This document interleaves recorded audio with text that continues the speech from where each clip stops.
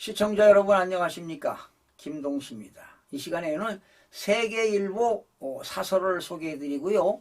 논평을 해드리겠습니다.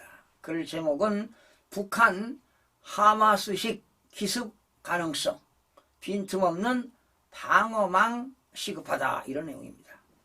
합동참모본부가 북한 동향 언론 설명회에서 북한이 하마스의 공격 방법을 대남 기습 공격에 활용할 가능성이 있다고 했다. 그러면서 북한은 하마스와 무기 거래 그리고 전술 교리 등 여러 분야에서 직간접적으로 연계된 것으로 판단한다고 했다. 합참이 지난 7일 팔레스타인 무장단체 하마스가 이스라엘에 로켓 6천여 발을 쏘며 기습 공격을 감행하자 작전 행태와 북한과의 연계 가능성을 주시하며 분석한 결과다. 합참이 제시한 북한과 하마스의 연계 증거물은 한둘이 아니다. 우선 최근 하마스를 적극 지원하는 무장단체 또는 하마스 예하 무장단체에서 사용하는 무기로 추정되는 북한제 122mm 방사포탄이 이스라엘 인근 국경에서 발견됐다는 것이다. 하마스의 대전차 무기 F7이 북한이 RPG-7을 수출할 때 쓰는 명칭인 점도 양측의 무기 거래 개연성을 높인다. 북한이 다양한 무기를 중동 국가 및 무장단체에 수출해 오고 있는 정황도 지속적으로 식별됐다고 한다. 우크라이나를 침공한 불량국가 러시아도 모자라 테러단체 하마스까지 지원하는 북한의 세계 평화 파괴 행태에 개탄을 금할 수 없다. 북한과 하마스의 전술 교리가 유사한 점은 결코 가볍게 봐서는 안 될 일이다. 휴일 새벽 기습 공격, 대규모 로켓 발사를 통한 아이언돔 무력화 등의 양상은 우리가 예상하는 북한의 비대칭 공격과 유사하기 때문이다. 북한의 전술 교리 전수나 훈련 지원 가능성도 있다고 합참은 추정했다. 하마스의 패러글라이딩을 이용한 침투 역시 마찬가지다.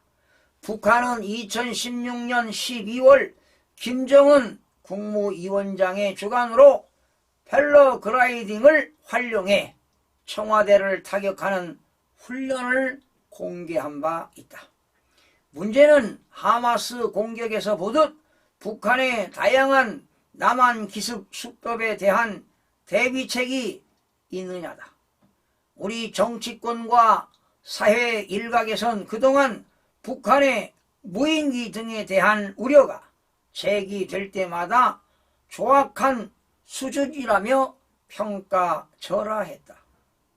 그러나 북한 무인기가 이를 비웃기라도 하듯 경기도와 강원도, 심지어 용산 대통령실 인근까지 훑고 돌아갔다. 북한의 비대칭 전력은 하마스와 비교할 수 없을 정도로 강력하다. 시간당 1만 발을 퍼부을 수 있는 장사정포를 휴전선 인근에 배치해놓고 20만 명 규모의 특수부대도 있다. 이런 정도면 방어가 벅찰 수 있다. 북한 도발에 대한 대응 태세에 문제가 있다면 신속히 보완해 나가야 한다. 안보는 최악의 상황까지 고려해야 한다.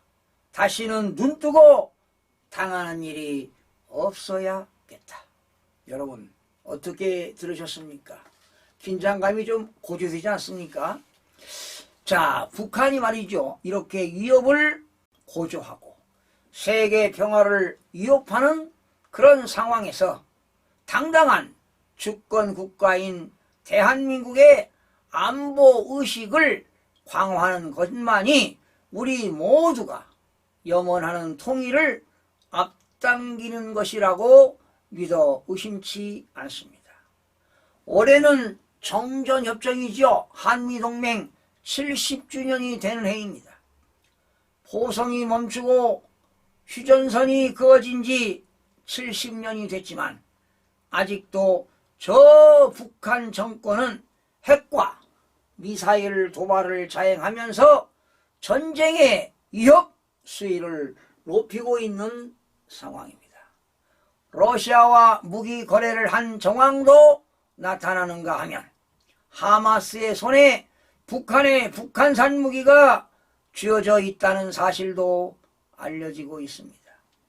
윤석열 정부는 자유민주주의적 평화 통일을 위해 원칙과 상식에 기반한 대북관계 형성에 더 많은 노력이 필요할 것으로 보입니다.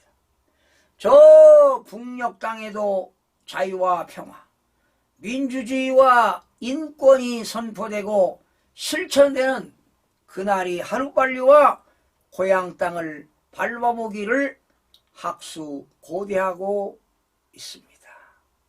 시청해주신 여러분 고맙습니다. 다음 시간에 뵙겠습니다.